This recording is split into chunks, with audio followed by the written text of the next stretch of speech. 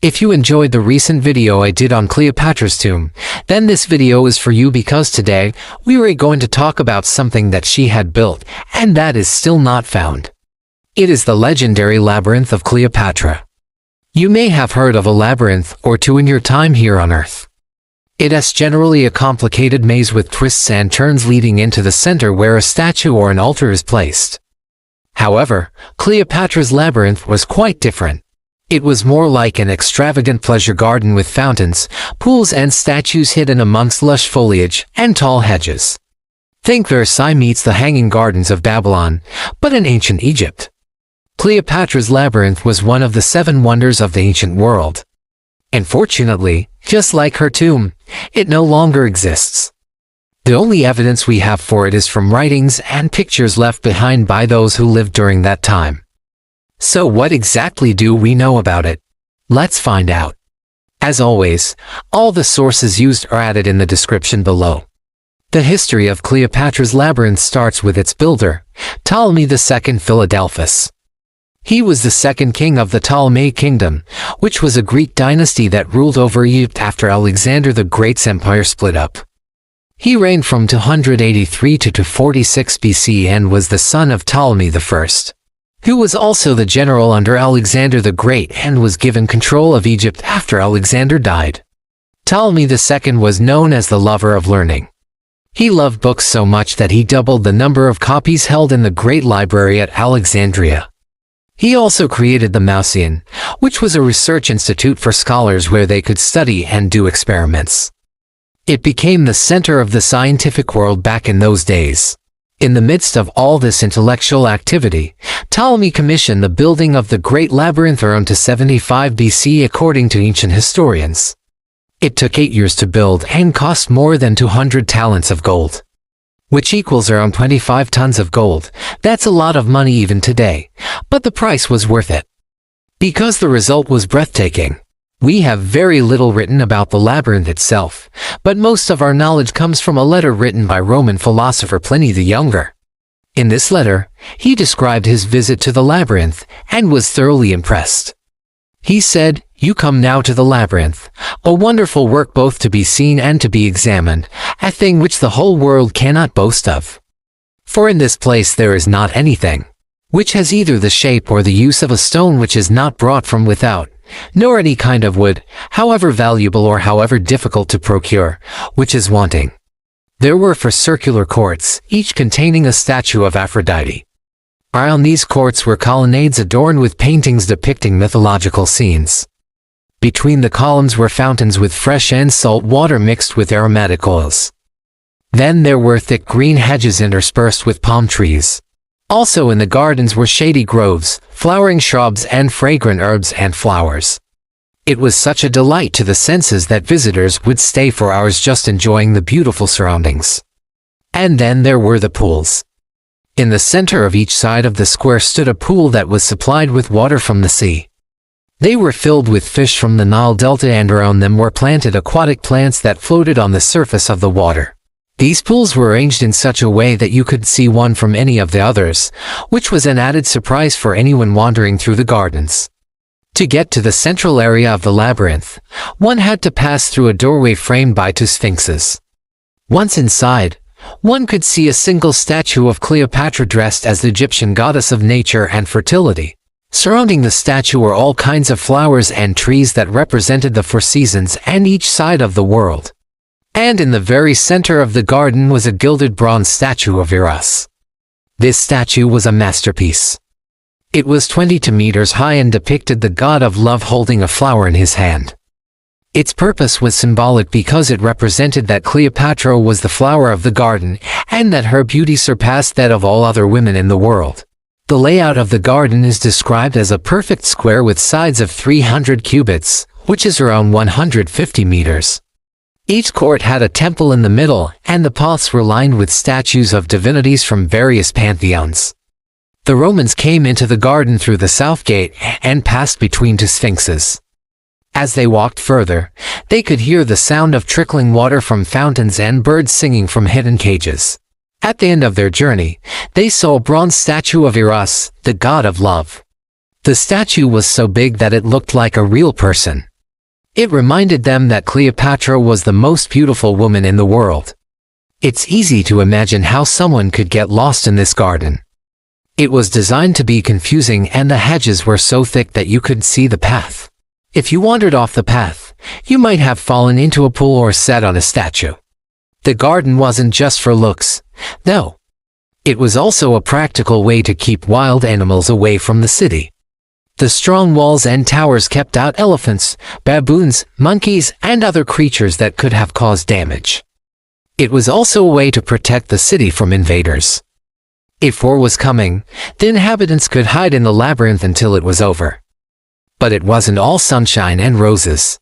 There were some downsides to living next to a labyrinth. The biggest problem was the smell. All those flowers and plants attracted insects and rodents, which made the air heavy with unpleasant odors. The noise was another issue. The constant sound of fountains and birdsong could be annoying, especially if you were trying to sleep or study. As impressive as the labyrinth was, it didn't last forever. In 297 BC, it was destroyed by a series of earthquakes. Some parts of it collapsed and the buildings had to be torn down. After that, people stopped visiting the labyrinth. Instead, they went to newer, more exciting places. When Cleopatra died in 30 BC, her son Caesarion was forced to flee the country. The royal family was wiped out, and Egypt became a province of Rome. Soon after, the memory of the labyrinth faded away and it was forgotten. The ruins of the labyrinth lay abandoned for centuries until they were discovered by archaeologists in the early 1900s. Since then, many theories have been proposed about where it was located and how it looked. One theory suggests that it was near the city of Alexandria, while another says it was in the middle of the city. Some believe that the labyrinth was square, while others think it was round. Despite all the debate, no one knows for sure what it looked like or where it was located. What we do know is that it was a masterpiece of ancient engineering and a wonder of the ancient world. Sadly, it has gone now, and all we have left are pictures and stories told by those who saw it. Thank you for watching. If you liked the video, please hit the like button. Number 10. The Underwater City of Heracleion. Cleopatra's tomb has not yet been found.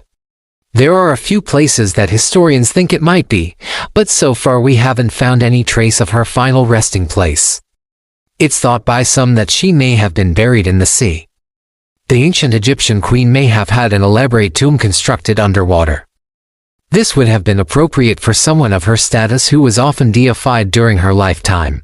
In 2019, a team of archaeologists announced that they had discovered the sunken ruins of the ancient Egyptian city of Heracleion. They say this was the biggest ancient port city in the entire Mediterranean. It's believed that Cleopatra's last resting place could be somewhere here among the ruins. Maybe she was entombed in a structure made of stone deep down in the sea, or maybe she was put in a golden coffin and sunk to the bottom of the ocean. Researchers with the ongoing excavations have been scanning the seafloor with high-tech sonar equipment, but they haven't found anything just yet. The city was extremely important during Cleopatra's time. It was the main trading hub between Egypt and the rest of the world. Located in the eastern part of Alexandria, the city was founded around 664 BC and was originally called there. But when Alexander the Great came through, he changed its name to honor his friend, the Greek general Heracles. The city had giant walls, was protected by towers, and built on a natural harbor. It was incredibly well protected from storms and the waves, making it a perfect place for trade. This was because of two large sand dunes which acted like natural breakwaters. And then Cleopatra later had artificial moles and breakwaters constructed. These were built from blocks of stone and were around 500 feet long. One of these still stands above the water today. It's all that's left of it. Cleopatra was born in Alexandria about a century after the death of Alexander the Great. She was the last active ruler of the Ptolemaic Kingdom of Egypt, which was founded by one of Alexander's generals after the great conqueror died. Number 9. The Temple of Osiris at Abydos. There is a small temple tucked away in the desert sands at Abydos, dedicated to the god Osiris. Some scholars believe that Cleopatra's tomb could be nearby. The temple was once a bustling house of worship. Pilgrims from all over the ancient world came to pay their respects to the god of the afterlife. He was the supreme ruler of the underworld. During the New Kingdom of ancient Egypt, right around the time of Cleopatra, the cult of Osiris was very popular. People believed that if they honored him enough, they would be granted a happy afterlife. Many Egyptians buried their dead with artifacts related to Osiris. Sometimes they even mummified their pets and buried them with Osiris amulets. Archaeologists haven't found Cleopatra's tomb, but they have found some pretty cool things at the Temple of Osiris, including statues depicting the Queen of the Nile. Also, there are many tombs inside this Temple of Kings from the 21st dynasty. This is another reason why it is believed that Cleopatra may have been laid to rest somewhere close by. Many of the people who come to the temple searching for Cleopatra's tomb believe that she was actually buried with her lover, Mark Antony. He was a Roman general who ruled Egypt alongside Cleopatra after they met in 41 BC. The two became lovers, broke Roman law and married each other in secret. According to legend, they took their own lives when Octavian, Antony's rival, invaded their country. Cleopatra famously killed herself by letting an asp snake bite her as opposed to being captured. No. 8. The Temple of Hathor at Dendera. Another place where Cleopatra may have been buried is the Temple of Hathor at Dendera. This temple was a major center of worship for the goddess Hathor. She was a fertility goddess, but she was also the goddess of motherhood, music, dance, joy and everything else good in life. To the ancient Egyptians, she represented beauty and nature. She was also the patron deity of women and children. Ancient Egyptians believed that when Hathor was born, flowers bloomed, birds sang, animals came out of hiding, and everything in nature rejoiced. She was the embodiment of the best parts of the natural world. In the middle of the temple is a huge sanctuary containing a sacred lake. Once the lake was filled with water, priests would perform rituals and make offerings. The offerings went not only to Hathor, but also to Horus, the sky god, and Khonsu, the moon god. The Temple of Hathor was constructed during the reign of Ptolemy III Euergetes. It was probably completed under the rule of Ptolemy IV Philopator. Both of these men were Cleopatra's father and brother.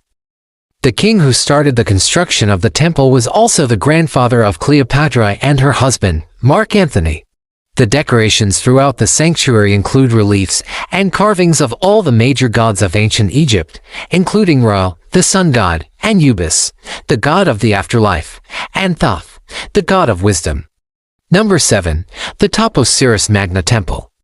One of the leading candidates for Cleopatra's burial site is the Top-Osiris Magna Temple. It's an ancient Egyptian temple complex located in the modern Egyptian city of Alexandria. Scholars have been hunting for her tomb here for decades. In fact, the search has gone on for over 150 years. No one has found anything yet, but archaeologists are optimistic. In the 19th century, workers were excavating the site when they came across a burial shaft filled with sarcophagi. They found 2 mummies inside, both wrapped in gold leaf. At first, everyone assumed they had found Cleopatra and Mark Antony, but later analysis proved the pair of mummies weren't even royalty. They belonged to 2 priestesses. Still, researchers are convinced that the legendary lovers are buried here somewhere, possibly in the courtyard of the temple. Archaeologists believe the tomb could be hidden underneath the floor of the courtyard. The temple was dedicated to Osiris, just like the temple at Abydos, and was built around the same time, during the reign of Ptolemy III Euergetes. It stood for 400 years, until it was destroyed by earthquakes and floods. The floors were covered in sand, burying the temple beneath the earth.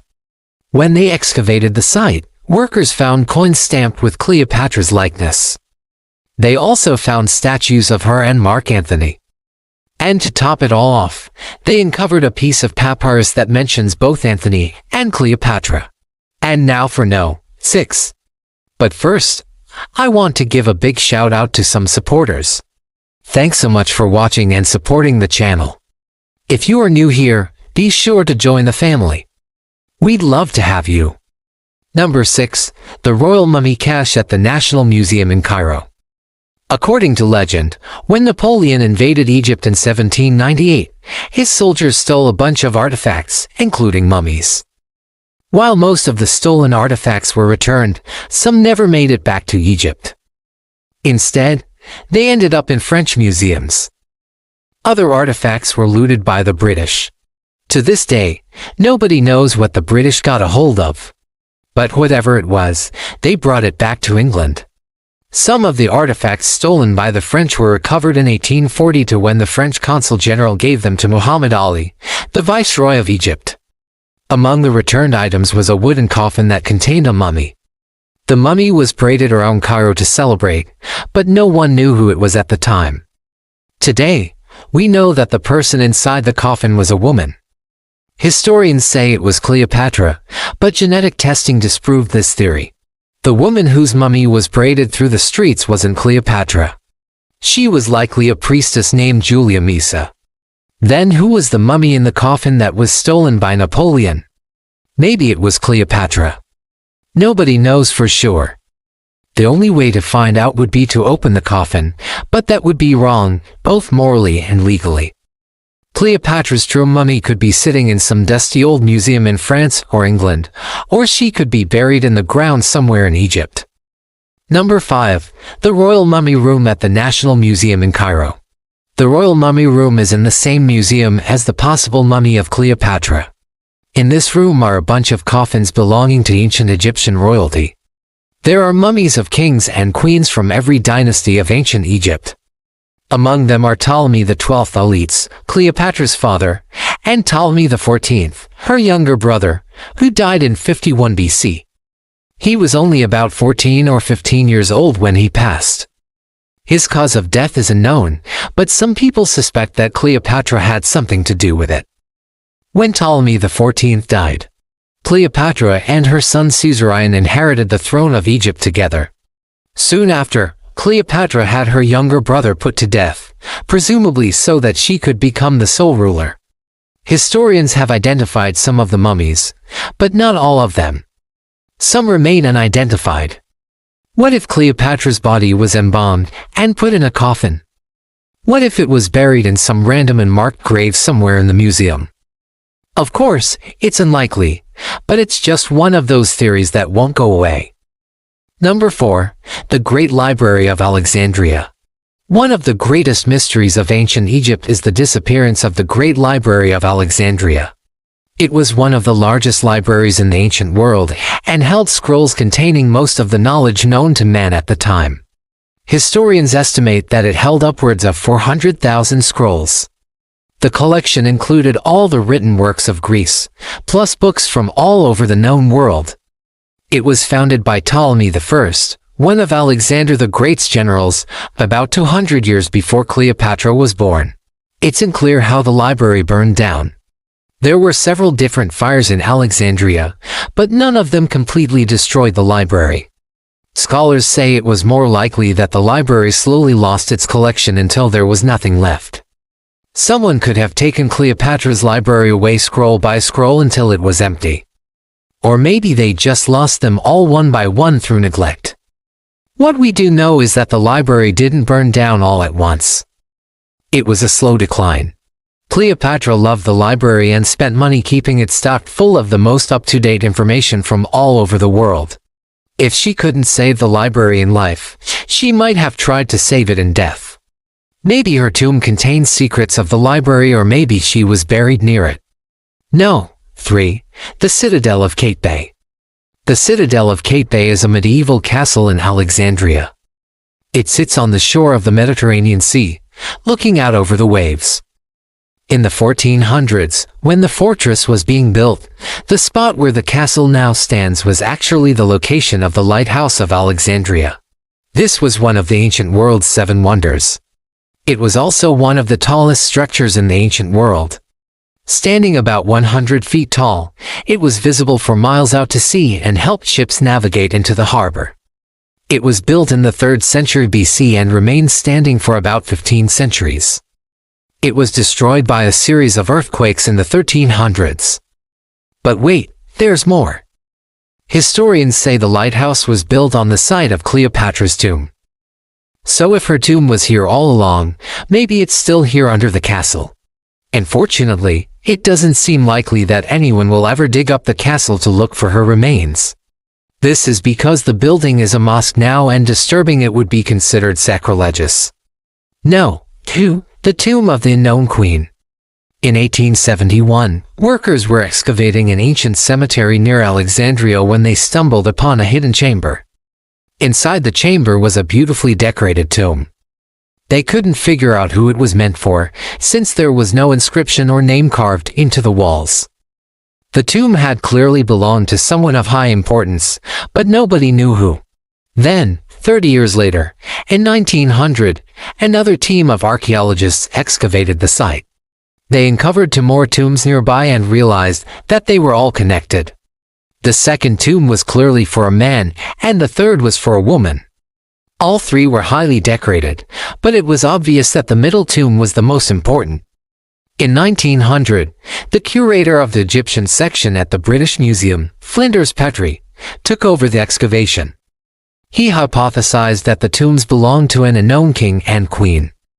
He theorized that the woman was a queen of the 21st dynasty. He also said that the man was probably the king who came before her. Still, nobody knows who either of them were. Could this have been Cleopatra's final resting place? We don't know. But maybe one day soon we will. Number 1. The Lost City of Alexandria. The last place where Cleopatra might have been buried is in the Lost City of Alexandria. As we mentioned before, Cleopatra was born in Alexandria. It was the capital of Egypt and the place where she lived out her whole life. At its peak, the city was home to about 500,000 people. It was a melting pot of cultures, home to the greatest library in the ancient world, and it was protected by one of the greatest navies. Unfortunately, the city was lost to the sea about 1,000 years ago. It sank in a series of earthquakes and tsunamis. This left only a fraction of it sticking out of the water. It's here that Cleopatra may have been laid to rest. Her tomb could be buried under the water, hidden beneath the sea. Thanks for watching. Which of these do you think Cleopatra's tomb could be in? Let me know in the comments below. See you next time. Cleopatra, the last active ruler of the Ptolemaic Kingdom of Egypt, has fascinated people for centuries. The circumstances surrounding her life and death are shrouded in mystery and myth, with many tales passed down through the ages that historians struggle to verify. And no aspect of her life is more mysterious than the location of her tomb. Archaeologists have not found it yet, but they know roughly where to look. So how do they narrow down the search? Hello and welcome to this channel. Today we are answering the extraordinary. How do archaeologists know where to look for Cleopatra's tomb? If you enjoy this video, be sure to subscribe and click the notification bell so you never miss an update. The story of Cleopatra goes back almost to millennia. She was born in 69 BC and died in 30 BC. Not much is known about her early life and rise to power, but we know that she ruled over Egypt alongside her father and that when he died, she took the throne with her brother and lover, Ptolemy XIII. Together, they ruled from Alexandria, which was Egypt's largest city at the time. It was also the cultural and commercial capital of the Hellenistic world. During their reign, Cleopatra and Ptolemy made great efforts to maintain stability and prosperity in their kingdom, but they faced several challenges from within and outside the empire. They had to deal with rebellions, natural disasters, and threats from other powers such as Rome. One of the most famous stories involving Cleopatra and her lover is the tale of how they welcomed Roman general Mark Antony into Alexandria. According to the story, Cleopatra came up with an elaborate plan to impress Antony. She pretended to be the goddess of the Nile and rode into his court on a golden boat while being fanned by four women. When Antony saw her, he was mesmerized by her beauty and they began a relationship. However, this romance did not last forever.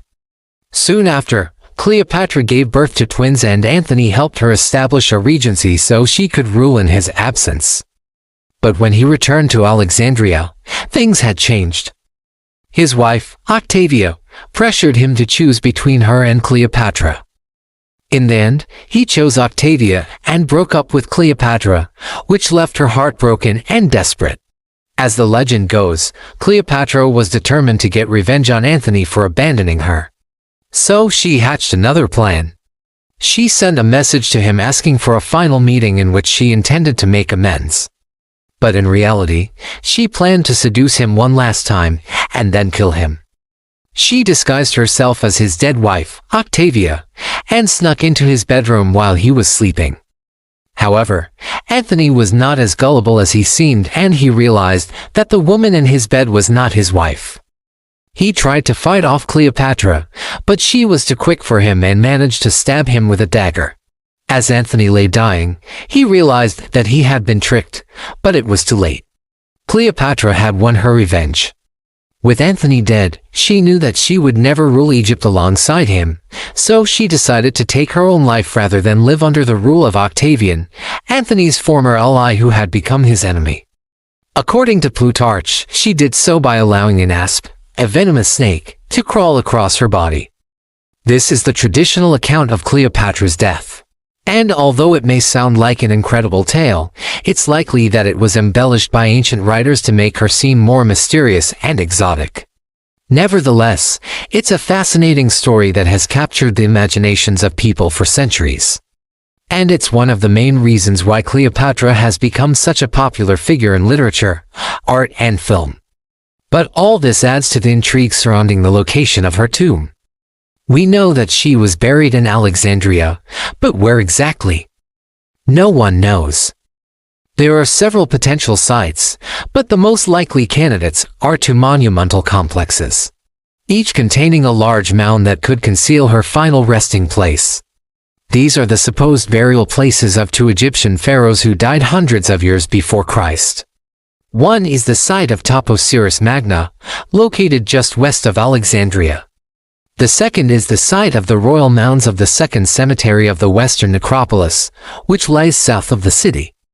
Both sites have their strengths and weaknesses as potential locations for Cleopatra's tomb.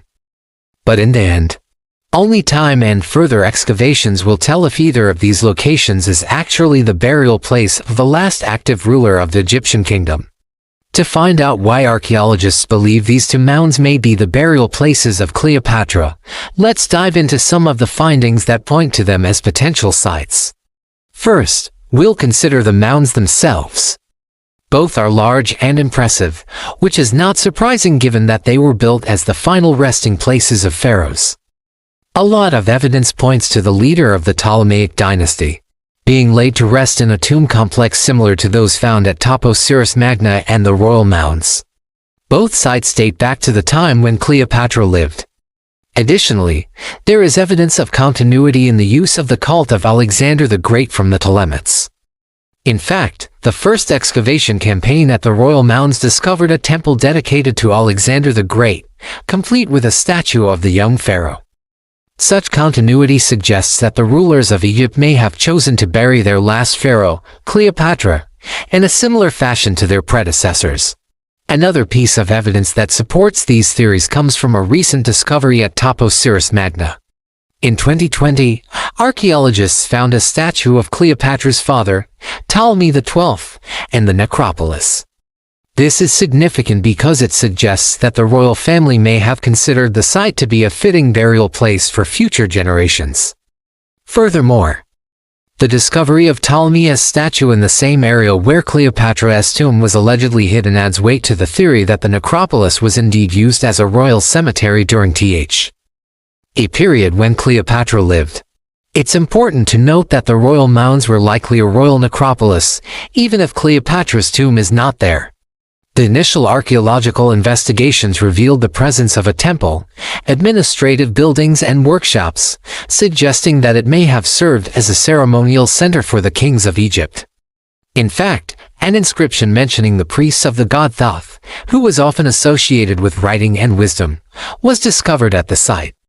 This adds to the theory that the royal mounds were used as a burial place for the Ptolemies because Thoth was also the patron deity of writing and record-keeping. Therefore, it was customary for the pharaohs to be buried with their patron deity. Finally, we come to perhaps the most compelling evidence pointing to these two mounds as the possible locations of Cleopatra's tomb, the lack of any other viable candidates. After centuries of searching, archaeologists have not uncovered any other potential burial sites that fit all the criteria set forth by historians and archaeologists. Although there are numerous archaeological sites in Egypt, none have yielded evidence of a burial chamber that could definitively be linked to Cleopatra or her lover, Mark Antony. The lack of other viable candidates makes it increasingly likely that one of these two mounds contains her remains. However, without further excavations and discoveries, we may never know for sure. Nevertheless, the search for Cleopatra's tomb continues to captivate people around the world, and new discoveries may yet reveal more clues as to where her remains may be found. For now, though, the mystery only adds to her enduring legacy. Cleopatra's story has captured the imaginations of people for centuries. From Shakespeare to Hollywood, her tale has been told and read countless times. And her image has been used to sell everything from perfume to cereal. But despite all the attention she's received over the years, there's still much we don't know about her life and death. Where was she born? What was her mother's name?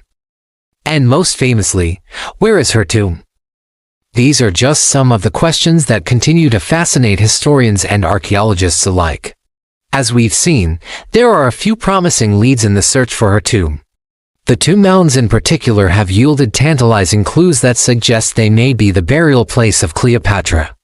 But until further excavations are carried out, we may never know for sure. One thing is certain, though, the search for Cleopatra's tomb will continue to captivate people for years to come. The allure of the unknown is simply too strong to resist. And who knows what other secrets the sands of time will reveal about one of history's most enigmatic figures. Thank you for watching. Do you think you know where Cleopatra's tomb is? Let us know your thoughts in the comments section below. And if you enjoyed this video, be sure to subscribe and click the notification bell so you never miss an update.